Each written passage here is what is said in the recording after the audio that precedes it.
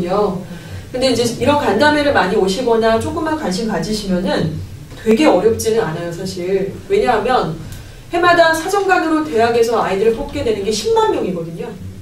그런데 실제로 우리가 이름만 대면 알 것 같은 경시대회라는 것은 한 250명밖에 되지 않아요. 근데 그것도 리얼 데이터가 아닌 게 250명이라는 애가 진짜 250명이 아니라 예를 들어 민재가 이쪽 과학경시대회에서 금상 수상했는데 저쪽 과학경시대회에서 은상 수상할 수 있거든요. 이렇게 복수 지원하는 애들이 거의 대동소이하기 때문에 그 학생들이 250명이 아니라는 겁니다. 그런데 10만 명을 뽑잖아요. 그럼 나머지 750만 명은 도대체 7만 5천 명이죠. 이 학생들은 그렇게 우리가 다 알만하고 대단한 스펙의 소유자가 아니라 자기가 꾸준히 어떤 그 적성과 진로와 그 학과의 성향에 맞춰서 필요한 내용들을 계속해서 준비해 온 겁니다. 뭐 대단한 막 제시할 만한 이런 뭐 대외 활동을 하고 경시대 실적을 쌓고 이제 이런 게 아니라는 거죠. 그러니까 이렇게 하셔야 돼요. 방학 직전에 플랜을 짜셔야 돼요. 네, 뭐 예를 들어 봉사활동이라든가 체험학습이라든가 이런 것들을 계획을 미리 세우시는데 이런 뭐 공모전 같은 것도 되게 많고요. 기자단을 뽑거나 체험단 모집하는 것의 공고가 예를 들어 7월 중순이나 8월 초에 여름방학이라 그러면 7월 첫째 주에 그게 공지가 쫙 뜹니다. 지금은 찾아봐도 없으세요. 그때 딱 뜨면 어머님들이 찾아보시지 않으셔도 되는 게 저희가 한번 다 뿌려드릴 거고요. 지금도 저희가 다음 카페 이주와 카페에 가시면 공상 카페 그 내용이 다 있어요. 비교과 활동 같은 것들이. 그러면 그때 선택을 해서 우리 애가 경영학과 간다 그랬는데 우리 애가 교육학과를 간다 그랬는데 거기에 맞는 어떤 체험활동들을 선택을 하시는 거죠. 그래서 여름방학 때 띡 하고 마무리 증빙자료 가지고 이 박스에다가 하나 탁 넣어놓는 거예요. 예를 들어서. 그래서 방학마다 그걸 하셔가지고 봉사활동 같은 거 그거 가지고 계시다가 3학년 되면 그거 정리해서 필요한 것들을 딱 하고 이제 내는 거죠. 수시 때. 그러니까 이렇게 박스가 하나 있고 거기다 계속 채워 넣는다고 생각하시면 될 것 같아요. 그래서 나중에 필요한 것들을 선택해서 갖다 쓰신다. 이렇게 보시면 되고요. 사정관도 아무래도 이제 이 비교과라는 것은 일반고에서는 굉장히 부담되는 콘텐츠고 일반고 선생님들이 또 이걸 굉장히 잘 하고 있다고 볼 수는 없습니다. 솔직히 별로 그다음 전략이 없는 상태고요. 지금 현실적으로. 때문에 이제 특목고나 자사고를 가는 이유는 사실 이걸 기대하고 비싼 돈 주고 보낸다는 것이죠. 이걸 확실하게 해주니까. 많이 신경을 쓰지 않게 해주니까. 자, 그리고 특별 전형이 있습니다. 이쪽은 별로 많이들 사실 해당이 아니시기 때문에 좀 스킵하고 넘어가도록 하겠고요. 그래서 고려하셔야 될 것이 3가지가 있어요. 논술 전형으로 쓰게 될 때에는 일단은 우선 선발, 그리고 일반 선발 기준에 어디에 부합하는가. 이제 요거를 보셔야 되겠고, 그리고 실질적으로 반영 비율은 어떠한가. 내신의 실질 반영 비율, 이런 것들을 좀 계산을 하셔야 됩니다. 자, 두 번째로 사정관 제도는 일단 사정관으로 쓰려고 하면은 내신이 그래도 2, 3등급 정도는 좀 유지를 하자. 그런데 너무 이렇게 또 생각 안 하셔도 되고요. 만약에 저희 학원에서 내신이 한 4, 5등급이다. 그래도 저는 사정관 밉니다. 왜냐하면 사정관이 지금 구멍이 엄청나게 많이 있어요. 이게 입시가 바뀌고 2016년도까지 이게 엄청난 구멍이 굉장히 생길 수밖에 없는 지금 그런 시기예요.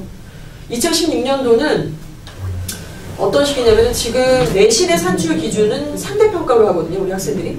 뭐 동명여고를 갔다, 뭐 예일여고를 갔다 이렇게 하면은 4%까지가 1등급이고 7%가 2등급이고 그래서 11%가 2등급입니다. 이렇게 기준을 잡잖아요. 전교 애들을 등수를 세워서. 그런데 이것이 절대평가로 바뀌게 되고요. 그 바뀐 애들이 대입을 처음 치르는 게 2016학년도예요.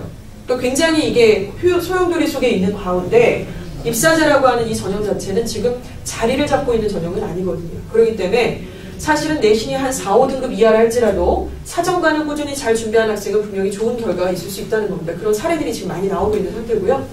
그리고 비교과 안 되는 거 말씀을 드렸습니다. 자, 그리고 특별 전형은 조금 특이한 경우니까 따로 좀 나중에 필요하신 부분이 계시면은 상의 주시면 좋을 것 같고요. 이 와중에 저희는 영어학원이죠. 입시 컨설턴트를 지금 진행을 하고 있지만 분명한 건 이제 정체성은 영어학원이고요. 그래서 영어에 있어서 얘네들이 부담을 갖는 과목이 아니라 영어가 얘네들한테 힘을 실어주고 최저의 영어가 들어가길 바라는 마음에서 영어를 진행을 하고 있다는 명확한 어떤 정체성이 있는데 수능 영어 B영어 준비를 다들 하셔야 돼요. 어떤 학생은 저 영어 못하니까요. 저는 영어 자신이 없으니까 저는 A영을 선택했습니다. 이런 학생이 있었어요. 실제로. 너무 황당했어요. 일반고고 문과학생인데 A영을 선택하면 서울에 있는 대학은 커녕 국공립 지방대도 지원할 데가 없어요. 그 학교에서 A영을 보질 않거든요. 근데 자기가 그냥 혼자 생각에 체크하라 그러니까 A형을 한 거예요. 자신이 없다고. 그러니까 얘는 제대로 된 등급을 저희가 추산할 수가 없는 거죠. 평상시에 6등급 나오던 애인데 A형으로 보니까 갑자기 등급이 2등급이 됐다면서 자기 성적 올랐다고 막 좋아하더라고요. 절대 그렇게 하시면 안 되고 B형을 선택을 하셔야 되고요. 이과 같은 경우도 역시 마찬가지입니다. 자, 그러면 학생들이 지금 대부분의 학생은 지금 여기 앉아 계신 학부모님들 제가 아이들 성적을 다 알고 있어요. 사실은 보통 여기에 속해 있으세요. 그쵸? 여기 있는 학생도 있습니다. 1등급은 없어요. 지금 앉아 계신 학부모님들 중에서는 보통 애들이 틀리면 오답 정리를 하라고 그러잖아요. 근데 사실 그것도 오답이 왜 오답인지에 대해 정리할 만한 애들은 3등급 이상인 학생들이지 4, 5등급을 찍고 있는 학생이 오답 정리를 한다는 얘기는 굉장히 얘한테 부담만 주는 얘기밖에 안 되는 것 같아요. 근데 이런 얘들이 다 사실은 굉장히 기가 막히게 이유가 있더라고요. 분석을 해보니까. 먼저 5등급 학생은 본인이 뭘 알고 뭘 모르는지를 전혀 몰라요. 그러니까 공부하라 그러면 단어만 겁나게 빽빽이를 막 쓰고 있는 것이죠. 자, 그리고 4등급 학생은 공부 되게 열심히 해요. 꾸준하게 하고 노트 정리도 진짜 겁나게 하고 막 문제도 다 풀어오고 숙제도 되게 잘하는데 수능하고 연결을 못하는 거예요. 그 노트는 노트대로 정리하고 문제를 풀면 도대체 왜 이런 문제가 나올까? 수능은 도대체 내가 안 맞나? 머리가 나쁜가? 막 이런 생각까지 들게 되고요. 그리고 이제 그 다음 단계로 넘어가면 3등급 학생들은 본인이 틀리는 문제는 꼭 틀리고요. 그리고 집중력에 대해서 애들이 굉장히 예민해지는 상황이에요. 그러니까 집중력이 해이해지는 게 눈에 보여요. 이렇게 X표 표시되어 있는 숫자들을 보면은 1번부터 45번까지인데 27번 이후부터 이제 독해 문제를 쓸데없이 자꾸 틀리는 거죠. 본인 레벨에 안 맞는 문제도 막 틀리게 되고 이런 아이들이 많이 있습니다. 그리고 이제 2등급은 어쩌다 1등급 한번 나온 학생이 2등급인 경우가 많이 있는데 이 학생은 본인이 1등급이라고 착각을 하고 있어요. 그러니까 굉장히 안 좋죠. 말씀드린 것처럼 19만 명의 재수생이 들어오게 되면은 2등급 굳히기거나 3등급 초반대를 갈 확률이 되게 높아집니다. 네. 수능 문제는 사실 암기 위주의 중학교 학습에서 완전 벗어나 있고요. 개념 파악이 아닙니다. 개념 일단 파악이 기초가 돼야 되겠지만 개념 문제가 아니라 개념 파악하고 유형별로 응용을 해서 풀어야죠. 빈칸 추론 문제, 어법 확인 문제, 또 요약문 완성 문제, 연결사 문제 다 푸는 방식이 있고 응용을 해야만 하는 푸는 문제입니다. 그래야지 제한된 시간 안에 풀 수가 있는 문제고요. 완벽한 이해를 기반으로 해서 그러니까 결국 조금만 유형을 변화를 주면 개념이 흔들리는 아이들이 많이 있는데 이 학생들이 이제 3등급이라고 보시면 될 것 같아요. 영역별 응용 문제가 출제가 됩니다. 2등급 학생들은 영역별 완벽한 응용 문제 이해를 구분할 수가 없죠. 제가 오늘 8시에 이 시간 시작했는데 7시에도 그리고 5시에도 제가 한 2-3명의 학생들을 좀 불러서 1대1 클리닉이라는 걸 좀 진행을 했었어요. 근데 그 학생들한테 이제 뭘 했냐면 여태까지 저희 학원에서 봤던 실전 수능 모의고사 성적표가 있고요. 그리고 학원에서 지금 숙제로 내주는 이렇게 넘기는 실전 문제집 푸는 게 있습니다. 그걸 가져오라고 했고요. 제가 제시한 또 이제 15개의 문제 세트를 풀라고 했어요. 보는 앞에서. 그래서 푸는 패턴을 제가 정리를 했어요. A라는 학생, B라는 학생이 앉아있는데 푸는 것만 봐도 뭐가 약한지가 나오더라고요. 그 성적표하고 완벽하게 일치를 해요. 단어와 구문이 약한 애들은 모의고사 풀 때 이렇게 풉니다. 점을 찍어요. 단어에다. 그러니까 모르는 단어가 너무 많은데 의미 단어를 끊지 못하는 거예요. 끊고 끊어서 직독직해를 해야 되는데 그런 개념은 아예 너무 약한 거죠. 그러니까 그냥 단어만 의존할 수밖에 없어요. 그러니까 읽는 것도 여기 읽었다 저기 읽었다 난리가 났고 이런 애들은 3등급 이하예요. 100%. 그런데 이제 의미 단위로 되게 정확하게 끊는 애들이 있는데 얘는 또 너무 오버하는 거죠. 이걸 끊다 보니까 내용을 자꾸 놓쳐요. 끊는 거에만 집중을 하다 보니까. 그러니까 얘는 2등급인 거예요. 제가 보기에는. 그리고 딱 틀리는 문제도 한 6개 이상의 모의고사를 풀다 보면은 너무나 정확하게 정해져 있어요. 어법 문제 틀리고 빈칸 추론 문제 틀리고. 제가 오늘 진행했던 학생들이 2, 3등급 학생이었습니다. 그래서 틀리는 문제들이 다 거기서 나왔고요. 3, 4등급 학생은 어디서 틀리냐면 내용과 일치하는 것은 이거는 생각하는 문제가 아니잖아요. 그냥 해석만 하는 문제입니다. 이런 걸 틀리는 것은 단어가 너무 부족하고 기본기가 너무 약하기 때문에 틀리는 것이죠. 이렇게 정해져 있다는 말씀을 좀 드리고 싶어요. 그래서 저희가 이런 걸 말로만 하는 것이 아니고요. 이제 여기에 맞춰서 등급별로 저희가 이제 학습 포인트가 좀 사실 정해져 있습니다. 그래서 겉으로 보시기에는 뭐 그냥 단어, 문법, 독해 뭐 특히 다 하나 보다 라고 하시겠지만 등급마다 레벨마다 저희가 좀 강약을 주는 그런 반들이 있는 것이죠. 예를 들어서 바로 이 성적표가 그런 모습을 보여주고 있는데요. 이번 주 월화 수목에 또 저희 학원에서는 2월달 실전 수능 모의고사 줄여서 실수모라고 진행을 합니다. 그거를 봤어요. 그러니까 매월 셋째 주 월화 수목에 본다고 보시면 되는데 보고 나면 이런 성적표가 나옵니다. 그래서 이 학생 같은 경우는 이름을 실명을 막 걸어놓으라고 그랬는데 91점 받았고요. 잘했으니까 괜찮죠? 선정고등학교 1학년 학생이고 등급은 의아하시죠? 91점인데 3등급이에요. 진짜 대박인 것 같아요. 원래 91점이면 재작년 같은 경우는 2등급이거나 1등급입니다. 1등급 컷이 91이나 92거든요. 근데 지금 어떤 상황이냐면 한 문제만 틀려도 2등급이 돼버려요. 진짜로. 3점짜리만 하나 틀려도. 언어도 마찬가지고 영어도 그렇습니다. 그래서 이 학생은 91점이라는 점수 되게 좋은 점수임에도 불구하고 틀린 것들을 보실까요? 1개, 2개, 3개, 4개 틀렸어요. 듣기는 다 맞았고 그런데 3등급이라는 거죠. 얘가. 이렇게 등급 컷이 자꾸 올라가고 있고 완성도를 계속 요구를 하는 그런 시험입니다. 그래서 이 학생은 3등급을 받았는데 저희가 여기다 이렇게 약간 촌스러운 원색의 색깔을 입혔습니다. 이건 뭐냐면 등급별 색깔을 입힌 거예요. 이 문제는 3등급이면 맞추는 문제, 2등급은 1등급 아이만 맞춰야 되는 문제, 이렇게 점수대로 이렇게 색깔을 입힌 거죠. 빨간 색깔 문제가 1등급 문제예요. 2등급은 보라색이고요. 3등급은 노란색이고 4등급은 파란색입니다. 그래서 이 학생 아까 3등급이라고 말씀드렸는데 틀린 것들을 보시면 보통 보라색이나 빨간색이 많이 틀렸네요. 그렇죠? 그러니까 이게 너무 정확하게 나와요. 그 매번 볼 때마다. 그리고 듣기는 다 맞았고요. 다행입니다. 자, 듣기는 지금 색깔 배합을 보시면 빨간 색깔이 거의 없으시죠? 듣기 작년에 비해서 50%로 올해부터 늘어났다고 말씀드렸는데 문항수는 늘어났으나 난이도는 평이합니다. 따라서 듣기에서는 단 하나도 틀리면 안 되는 게 정상이죠. 마지막 갈 때까지는. 만약에 우리 학생이 듣기에서 한 3, 4개 이상 틀린다 그러면 걔는 그것 때문에 등급이 2개를 까먹는 거예요. 독해는 고사하고. 그래서 그런 학생은 일단은 듣기부터 잡아야 됩니다. 그래서 단계별로 보시면 단어와 듣기를 잡고 그 상태에서 이제 독해 쪽으로 흘러가는 포커스를 좀 맞춘다. 이렇게 보시는 게 맞고요. 그래서 이 학생에 대한 코멘트를 이제 담임 선생님이 이렇게 쓰면서 상담을 진행을 하고 있습니다. 학생과 학원이 해야 될 일들이 정해져 있다고 생각을 해요. 학부모님들도 이렇게 마찬가지시고 매월마다 실전 수능 모의고사를 본다고 말씀을 드렸죠. 그래서 그걸 통해서 학생하고 상담을 하고 점수 추이를 이렇게 확인을 해보고요. 그래서 목표 설정을 합니다. 그래서 다음번에는 우리 듣기를 너가 5개 틀렸는데 3개만 틀리자. 그러기 위해서 듣기 숙제를 네가 어떻게 해야 되겠니? 딕테이션 받아쓰기 해오는 거 대충 하고 채점도 안 하고 2번 정도 듣는데 이 수업 준비하는 강사도 8번씩 듣고 들어가는데 너네들은 왜 2번밖에 안 듣냐. 나도 8번 듣고 들어가는데. 그래서 그런 거 발을 정자로 체크해와라. 틀린 거 빨간 색깔로 다 포기해와라. 그런 부분을 내가 더 신경 써서 과제 체크를 하겠다. 이런 식의 상담 들어가서 목표별 단계를 세우게 되고요. 그 다음에 이제 계획을 세웁니다. 3개월 단위로.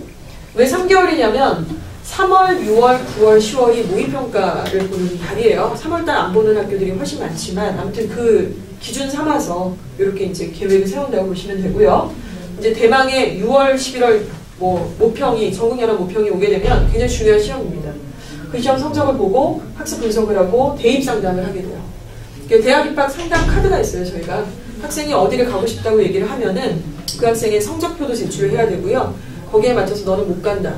그럼 첫 번째 단계는 어떻게 해야 되고 무슨 과목에 등급을 하나 올려야 되고 이런 식의 상담이 6개월에 한 번씩은 학생들하고 다 모두가 다 들어간다고 보시면 될 것 같아요. 그래서 6개월에 한 번씩이니까 1년에 2회잖아요.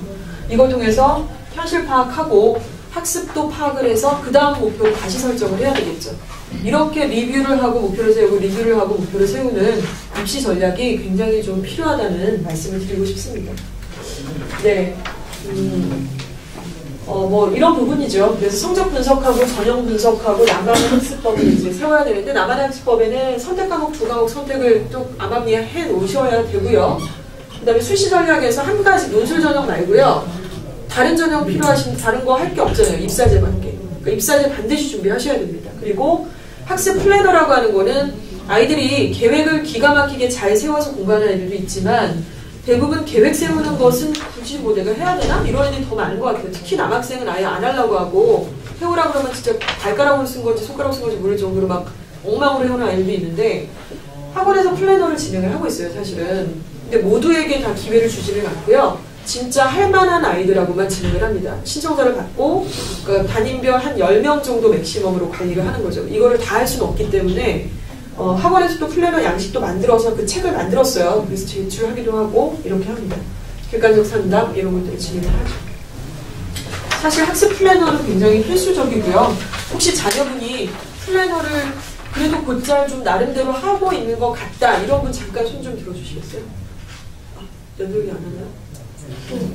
제가 뭐 하더라고요. 네. 하고 계시는 학부모님도 계시는데 필수죠, 필수.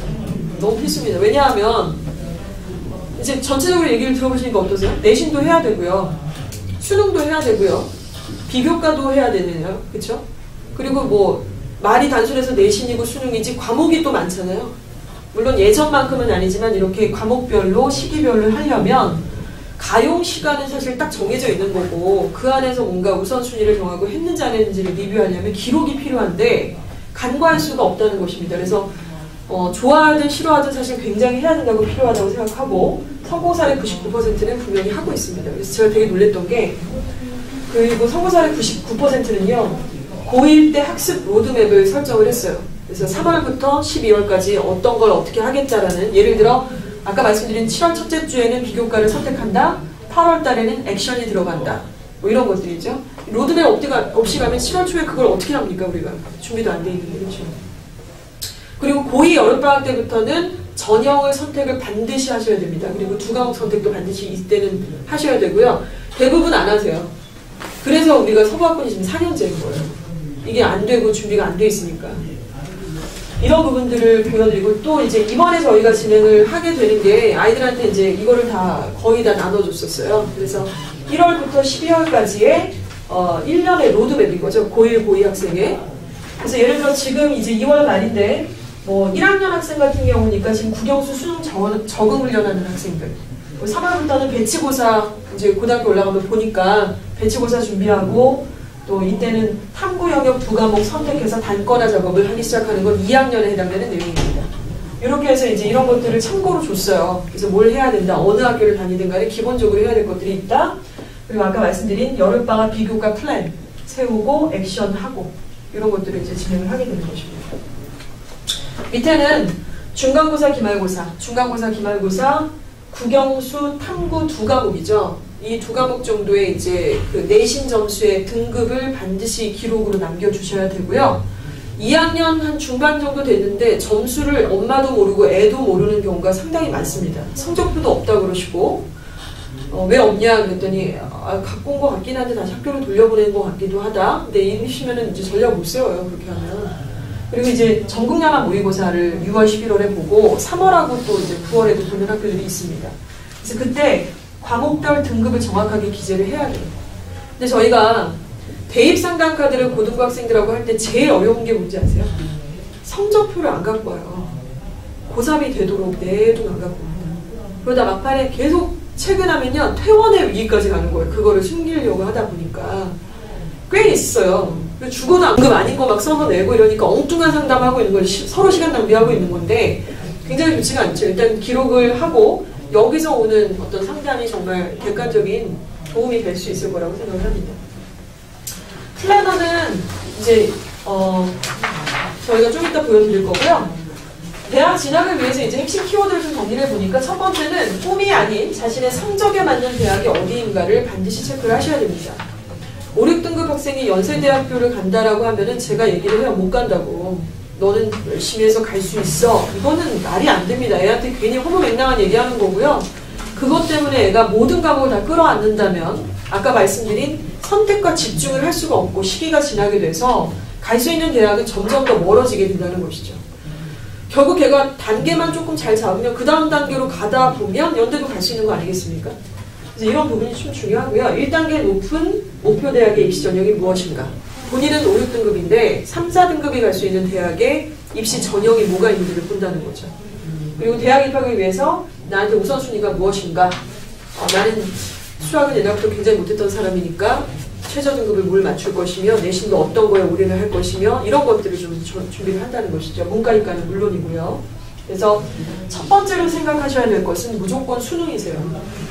근데 고등학교 입학하시면 대부분의 일반고에서는 내신을 엄청나게 강조를 하세요. 그러니까 애들도 중학교의 입시나 이런 거에 익숙해 있는 학생들인데 고등학교 입학하면 바짝 긴장이 있잖아요. 아무래도 학교에서 내신 하니까 당연히 학교 얘기를 듣죠. 근데 아까 보신 것처럼 내신이 아무리 2, 3등급을 찍어도 수능이 3, 3, 3, 3이면은 지금 지방대나 전문대를 가고 있는 것이 당연한 이치고, 이거는 저희 학원에서만 얘기하는 게 아니라 모두가 다 한 목소리로 얘기하는 부분입니다. 그래서 꼭 우선순위로 수능을 좀 챙겨주셔야 되고요. 두 번째로는 이제 논술이 참 중요하고요. 학생부는 학교에 따라서 다르겠지만은 우선순위에서는 제가 보기엔 두 번째가 세 번째라고 저는 생각을 합니다.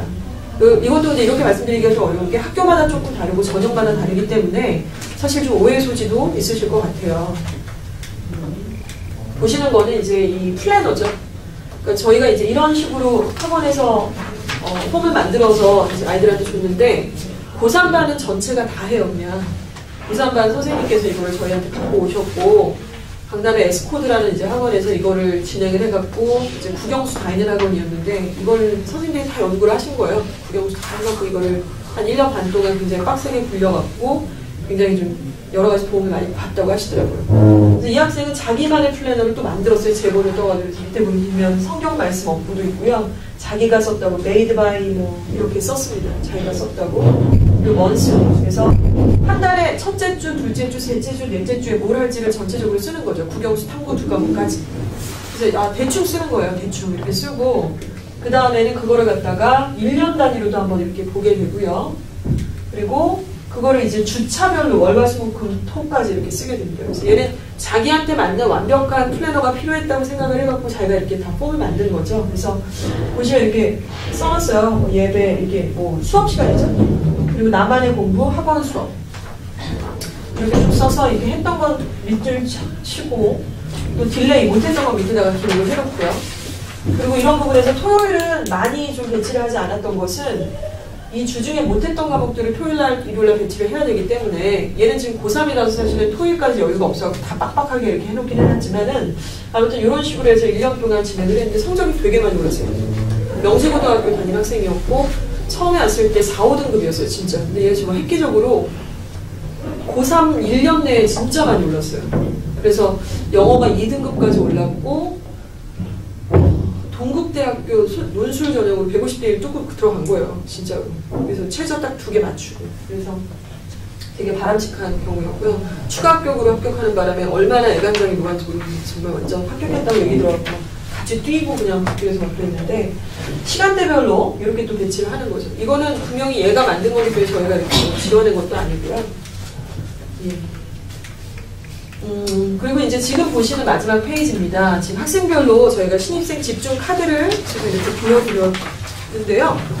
내용을 보시면, 우리 친구들이 이제 12월부터 등원한 학생들한테 저희가 단어 시험, 올 때마다 진행을 하죠. 그리고 숙제가 있어요. 숙제가 종류별로 되게 많습니다. 그래서 숙제가 보시면은 과제가, 지금 과제 숙제는 그냥 하나로만 되어 있는데요. 과제가 사실 얘네가 종류별로 4, 5개가 있어요. 단어 말고.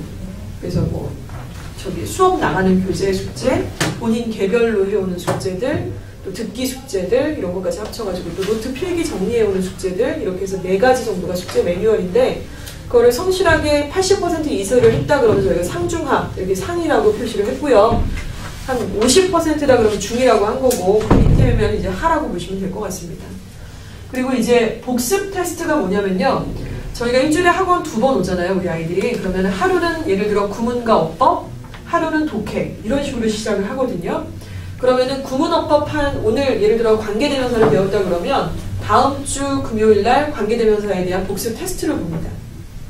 그래서 그 내용에 대해서 이제 테스트에 통과할 수 있게끔 무슨 유도를 하고, 통과 못하면 재시험을 봐서 통과를 해야 되거든요. 그래서 거기에 대한 복습 테스트 1, 독해도 역시 마찬가지죠. 복습 테스트 2는 주중에 있는 2개의 전 시간에 배웠던 내용의 복습 테스트를 말씀을 드리는 거고요. 단어는 뭐 처음에 등원했을 때는 시험 안내를 받았기 때문에 첫날은 얘가 단어 시험을 안 봤으니까 없고요. 둘째에서는 뭐 통과도 있고 뭐 재응시도 있고 이제 이렇게 표시를 보시게 될 거예요. 그래서 재시험에 통과했으면 그것도 그냥 통과라고 저희는 기재를 다 했습니다. 그리고 밑에 막대 그래프는 이제 그거죠. 1주차 때 이제 지금 교재 복습 테스트의 결과들. 그러니까 복습 테스트 같은 경우는 실력을 이제 가늠할 수 있는 내용이에요. 단어는 성실도에 대한 부분이고요.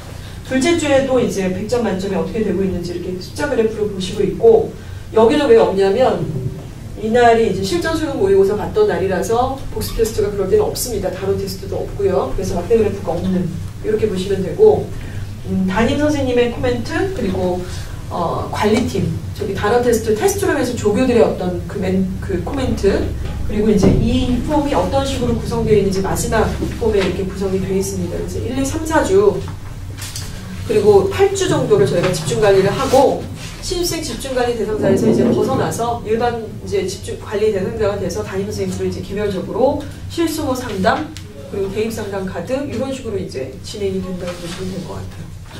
예. 여기까지 일단은 오늘 제가 전달드릴 내용은 여기까지고요. 이제부터 본격적으로 좀 더 보실 내용은 요것도 마지막으로 좀 설명드리겠습니다. 다음에 들어가시면 이주와 어학원 딱 치시면은요, 카페가 2개가 있어요. 그냥 일반 카페가 있고 고3 카페가 있습니다. 다 저희 학원에서 만든 거고요. 고3 카페로 딱 들어가시게 되면은 왼쪽에 지금 보시는 것처럼 대학의 이름들이 쭉 추가가 돼 있고, 오늘 4개 학교가 더 추가로 올라가 있습니다. 거의 매일마다 업데이트 된다고 보시면 되고요. 이 부분은 뭐냐면은 각 대학교에 요즘 제일 많이 올리게 되는 게 바로 입사제 전형에서 요구하는 바입니다. 그래서 내신은 몇 등급까지를 제시를 하고 있고, 그리고 최저 등급은 어느 정도며 그 학교에 들어가는 입사제의 성공 케이스의 동영상도 같이 올려져 있는 학교들이 있습니다. 그래서 이런 것들을 굉장히 많이 참조하셔서 거의 일주일에 한 번씩 어머님들께서 그냥 숙제처럼 매일 가서 보시고 아침에 그냥 보시고 신문 보시는 것처럼 이렇게 보다 보면 이렇게 압축이 되시는 거죠. 우리 아이 성적이랑 이게 다 녹아져서 이렇게 해야 되겠구만, 이제 이런 어떤 압축된 그림들이 나오신다는 겁니다. 그래서 아이들이 이걸 하기에는 참 어려워요. 그리고 이거를 어제도 저희 그 선배들하고의 만남하면서 얘기를 하는데, 그 선배가 그런 얘기를 하더라고요. 대부분의 일반고 애들은 고3이 딱 되면 뭐 하냐면 수시원서를 6월달에 쓰거든요. 그러니까 정말 짧잖아요. 원서 쓰고 막 이런데 공부하겠어요, 애들이? 원서 쓰고 정신 없고 막 이러니까 공부 안 하죠. 발표 기다리고 막 이러는데. 그러니까 뭐 3월달부터 그냥 학교 그 1층에 있는 컴퓨터에 계속 앉아서 학교 다 눌러보는 거예요. 저녁 뭔지. 너무 늦다는 거죠. 2월, 그러니까 2학년 여름방학 때 이걸 다 해놓고 거기에 맞는 걸 이렇게 준비하는 게 이제 3학년 끝까지고, 어차피 수능을 또 3학년 11월에 보는데 그 공부할 시간도 없어 죽겠는데 그 학교를 누르고 있고 이러면 말이 안 되잖아요. 최저를 끝까지 맞춰야 되는 부분들. 그래서 어머님들이 이런 역할들을 해주시는 거고요. 말씀드린 것처럼 엄청난 뭐 경시대회 실적 이런 거 아니어도 된다는 것입니다. 그래서 일관성 있는 스펙을 준비하시면 되고 이런 거죠. 사실 제가 말씀을 쉽게 드리지만 서울연고대 생각하시면 다 잘해야 돼요, 진짜로. 지금 내신도 좋아야 되고요. 입사제도 굉장히 스펙 좋아야 되고, 수능도 일반 선발 기준 말고 우선 선발에 맞춰서 1, 1, 2 정도는 찍어야 되니까 해야 될 게 더 이제 좀 촘촘하게 더 들어가는 거죠. 올려야 될 점수도 딱딱 정해져서 이렇게 들어가는 거라고 보시면 될 것 같아요. 예, 오늘 이렇게 진행을 했고, 이제 각 우리 학생들, 어머님들께서 그 아이들 뭐 집중관리 폼도 지금 보고 계시는데 질문사항 있으시면은 같이 좀 말씀을 나누도록 하겠습니다. 소규모로 진행하는 것은 활발하게 좀